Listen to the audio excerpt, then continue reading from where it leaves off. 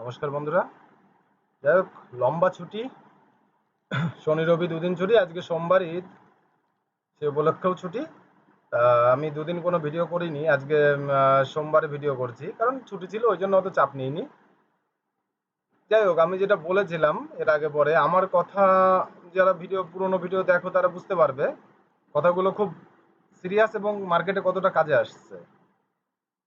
Market খুব একটা ভালো মুভমেন্ট করবে না 19-20 তারিখ পর্যন্ত। 19 তারিখ, 20 তারিখ তো জাস্ট আজকে 17 তারিখ, কালকে 18 তারিখ, পরশু 19 তারিখ। 19 তারিখ পর্যন্ত কোনো ভালো মুভমেন্ট, যে বিরাট কিছু মুভমেন্ট করবে এরকম কোনো আশা রাখার কোনো প্রয়োজন নেই। আর সেরকমই একটা ব্যাপার। আর এখন কেসটা হচ্ছে আমাদের স্পিকার পদ নিয়ে, লোকসভায় স্পিকার পদ নিয়ে একটা বড় গেম চলছে। যদি দেখো মার্কেটে নেগেটিভিটি কোথায় আসতে পারে আর পজিটিভিটি কোথায় আসতে পারে, যদি স্পিকার পদ বিজেপির কাছে থাকে তাহলে মার্কেটে কিছু হালচাল হবে না, চলো উপরের দিকেই যাবে, সেরকমই প্রেডিক্ট করো। আর যদি স্পিকার পদ বাই চান্স এদিক ওদিক হয়ে যায়, যেটা আর কি নেবে বলছে টিডিপি, ওদের কাছে যদি চলে যায়, মার্কেটে কিন্তু আর একটা ফল দিতে পারে, একটা রিটেস্টমেন্ট আসতে পারে। আর আমার একটা এক্সপেক্টেড, অনেক সময় ছিলাম যে একটা রিটেস্ট নেবে, কিন্তু রিটেস্ট না নিয়ে মার্কেটকে সাইড ওয়েজ করে দিল।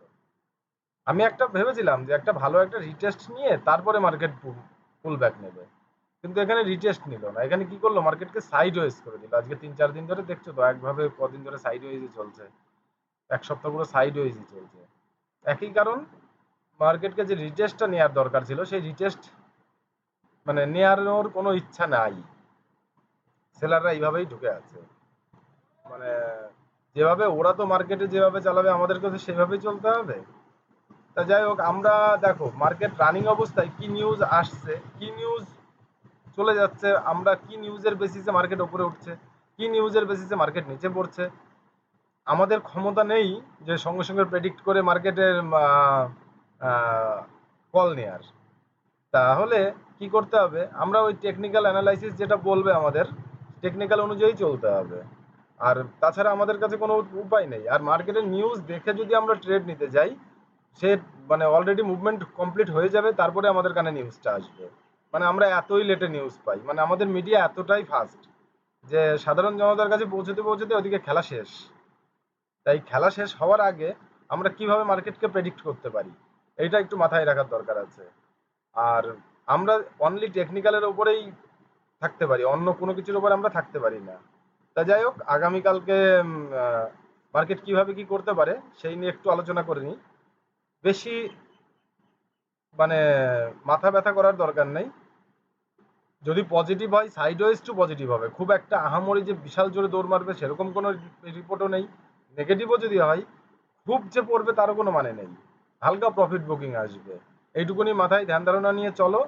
আর দ্বিতীয় কথা হচ্ছে, তবুও আমরা টেকনিক্যাল অ্যানালাইসিসের উপরে, টেকনিক্যালের উপরেই আমরা কাজ করব, সেটা একটু দেখে নিই। হ্যাঁ, যে আমরা কিভাবে কাজ করতে পারি। আমি আগেই মার্কগুলো করে রেখেছি, যদিও বা বোঝার চেষ্টা করো। লেভেলগুলো লেভেলগুলো হচ্ছে, আমাদের মার্কেট ক্লোজিং দিয়েছে 23,465, নিফটির নিফটির 23,465-তে ক্লোজিং দিয়েছে। দেখো আমাদের নিচের দিকে সাপোর্ট কোথায়, 23,380, এই একটা ভালো সাপোর্ট।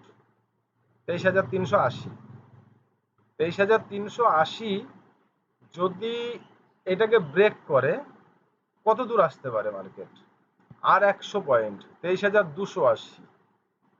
আর যদি ওপরে যায়, ওপরে গিয়ে কোথায় ধাক্কা খেয়ে নিচে পড়ার সম্ভাবনা রয়েছে, 23,565। ভিক্স খুব লো, অতএব প্রিমিয়াম যে খুব একটা বেশি ডিকে করবে সেরকম করবে না। হ্যাঁ, 3 দিনের মার্কেট ছুটি ছিল, প্রথম 15 মিনিট 20 মিনিট কেউ ট্রেড নেওয়ার চেষ্টা করো না, কমসে কম 15 মিনিট, আধা ঘন্টা হলে বেশি ভালো হয়। কারণ প্রথম 15 মিনিট 20 মিনিট তো ট্রেড নেওয়ার চেষ্টাই করো না কেউ, মার্কেট যা করে করে বেড়াক না প্রথম। কারণ সিপি, আমরা তো সিপির ওপরে খেলা করি, দুটোরই প্রিমিয়াম কমাবে। সকালবেলা। ধীরে ধীরে দুটোরই প্রিমিয়াম কমাবে। আর ভিক্স যেহেতু অল্প আছে, সেহেতু পরবর্তী সময় যখন মার্কেট স্টেবল হয়ে যাবে, তারপরে প্রিমিয়াম ডিকে করার তো কোনো সম্ভাবনা থাকবে না, কারণ ভিক্স অনেক লো আছে। ভিক্স কত চলছে? অলমোস্ট ভিক্স চলছে এখন কত, এখন ভিক্স চলছে হচ্ছে 12.82, 12.82 ভিক্স চলছে, মানে ভিক্স খুবই অল্প আছে। তা 12-13 ভিক্স ঠিক আছে, এমন কিছু হাই ভিক্স না, যাই হোক আমাদের বায়ারদের জন্য ঠিক আছে। এখন বিষয়টা হচ্ছে আমরা কিভাবে মার্কেটকে নিতে পারি সেটা দেখে নাও। লেভেলগুলো শুধু মনোযোগ সহকারে লিখে নাও, দেখে নাও, লিখে নাও। একদম 100% কাজে লাগবে, 100% গ্যারান্টি, কোনো রকম মানে ভুল হবে না। এখানে 380 নিচের লেভেল, ওপরের লেভেল 565। 565-র কাছে গেলে মার্কেট ধাক্কা খেয়ে নিচে পড়তে পারে।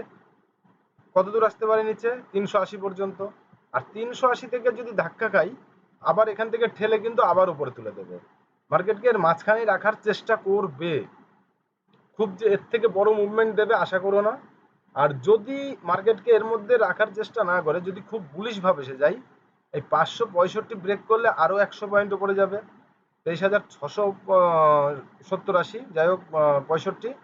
আর যদি এইটাকে খুব বিয়ার ভাব আসে, মার্কেটে প্রচন্ড সেলার আসে, তাহলেও যে খুব নিচে পড়বে, ওখান থেকে আর 100 পয়েন্ট নিচে ধরে নাও, 23,280।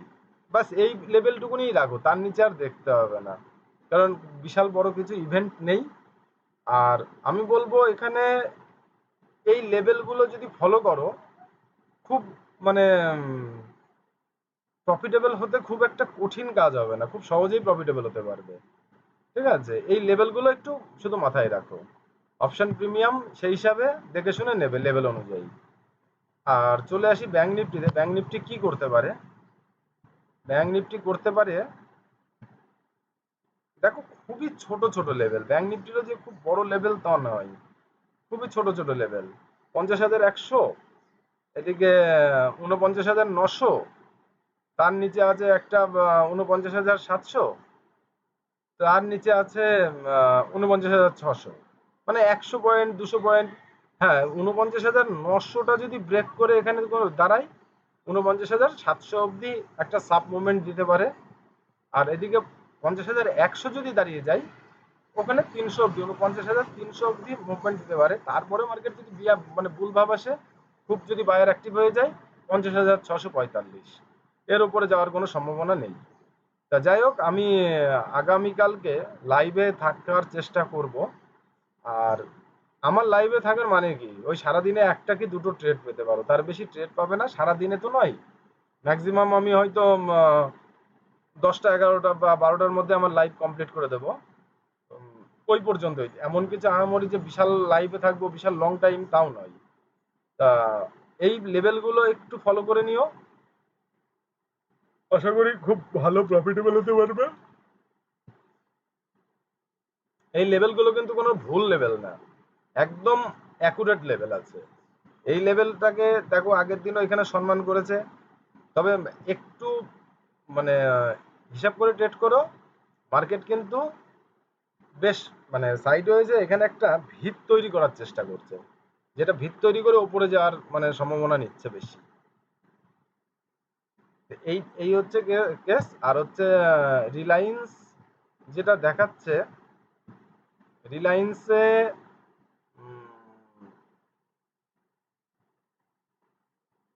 রিলায়েন্স বুলিশই দেখাচ্ছে। রিলায়েন্স কোনো নেগেটিভ ক্যান্ডেল কিছু দেখাচ্ছে না। রিলায়েন্স তখনই নেগেটিভ হবে যখন 2900, 3945, 40 নিচে আসে, যদি ক্লোজ দেয় 40-এর নিচে, 1940-এর নিচে এসে ক্লোজ দেয়, তবে রিলায়েন্স বিয়ারিশ হবে, তার আগে বিয়ারিশ হবে না রিলায়েন্স। আর এখানে একটু বড় চার্ট প্যাটার্নে গিয়ে দেখে নেব যে রিলায়েন্স কি করবে। লাস্টে তো রিলায়েন্স বিয়ারিশ হয়ে ক্লোজ দিয়েছে, তবুও 2940-এর নিচে না আসা পর্যন্ত আমি বিয়ারিশ মনোভাব নেব না। 2940-এর নিচে যখন এসে ক্লোজ দেবে, তবে রিলায়েন্সকে বিয়ারিশ মনোভাবটা আমি নেব, তার আগে নেব না। ঠিক আছে, তাও যে আহামরি বিশাল বড় টার্গেট তা না, 2920 টাকার জন্য। তারপরের টার্গেটটা আসছে এখানে 2900 টাকার। আর উপরেও যে যদি রিলায়েন্স 60 টাকা ব্রেক করে, 2960 টাকা ব্রেক করে, এই মোটামুটি 80 টাকা যেতে মনে হয় খুব বেশি সময় যাবে না, এরকম একটা ধ্যান ধারণা দেখাচ্ছে। আর রইল গিয়ে এইচডিএফসি ব্যাংকও পজিটিভই চলছে, আস্তে আস্তে আস্তে আস্তে উপরেই নিয়ে যাচ্ছে। এইচডিএফসি ব্যাংক কি চার্ট বানিয়েছে একটু দেখে নিই। এইচডিএফসি ব্যাংকও লাস্টে গিয়ে 1 ঘন্টায় একটা নেগেটিভ ক্যান্ডেল বানিয়েছে, কেন জানি না, একটু বিয়ারিশ ভাব নেওয়ার চেষ্টা করছে। তবে এখানে এইচডিএফসি ব্যাংক যদি 1590 টাকা ব্রেক করে, একটা 1578 টাকা অবধি একটা টার্গেট দিতে পারে। তবে সাইডওয়েজ টু পজিটিভ বা সাইডওয়েজ টু নেগেটিভ এরকম মার্কেট থাকলে প্রফিট বের করা খুব কঠিন ব্যাপার। হ্যাঁ, সেই হিসাবে ট্রেড করো। আর রইল গিয়া এক্সপাইরি আছে ফিননিফটির যেহেতু এক্সপাইরি, ফিননিফটিতে খুব সুন্দর ট্রেড করা যেতে পারে। 22,450 যদি ব্রেক করে, উপরের লেভেল 22,650-এর জন্য প্লে করা যেতে পারে। অনেক 200 পয়েন্টের লেভেল, কিন্তু প্লে করা যেতে পারে, সেরকম একটা মুভমেন্টাম দেখাচ্ছে। আর এদিকে 22,380, 22,380 যদি ব্রেক করে, মোটামুটি ফার্স্ট টার্গেট 22,380 যদি ব্রেক করে, ফার্স্ট টার্গেট আসবে 22,250, সেকেন্ড টার্গেট নেওয়া যেতে পারে, এখান থেকে বাইরে আসছিল 22,150। তাই অত দূর আসবে বলে আমার মনে হয় না যে অত বড় মুভমেন্ট দেবে। তবে দেখা যাক, ফিননিফটি সাইড ওয়েজ করে দেওয়ার সম্ভাবনা বেশি, কারণ রিটেল কাস্টমারদের তো মারতে হবে না, এটাই হচ্ছে মেন গল্প। আর ব্যাংককে হয়তো বুলিশ করে দিল বা বিয়ারিশ করলো, ফিননিফটিকে জায়গায় দাঁড় করিয়ে রাখলো, বলবে বাজাজ যে ফিনের যে মেন বাজাজ ফাইন্যান্স, বলবে বাজাজ ফাইন্যান্সকে হয়তো সাইডওয়েজ করে দিয়ে বললো ফিনান্স সাইডওয়েজ। তা যাই হোক, একটু হিসাবে ট্রেড করো। আজকের মতো এই পর্যন্তই, ঠিক আছে। আগামী কালকে কি হয় দেখি, লাইভে আসতে পারি। লাইভে যদি আসি তাহলে বলে দেবো কোন পরিষ্কার লেভেলগুলো, আবারও ভালোভাবে চেষ্টা করবো বলে দেওয়ার। যাদের ভালো লাগবে দেখো, আর ভালো না লাগলে তো কিছু করার নেই, ঠিক আছে।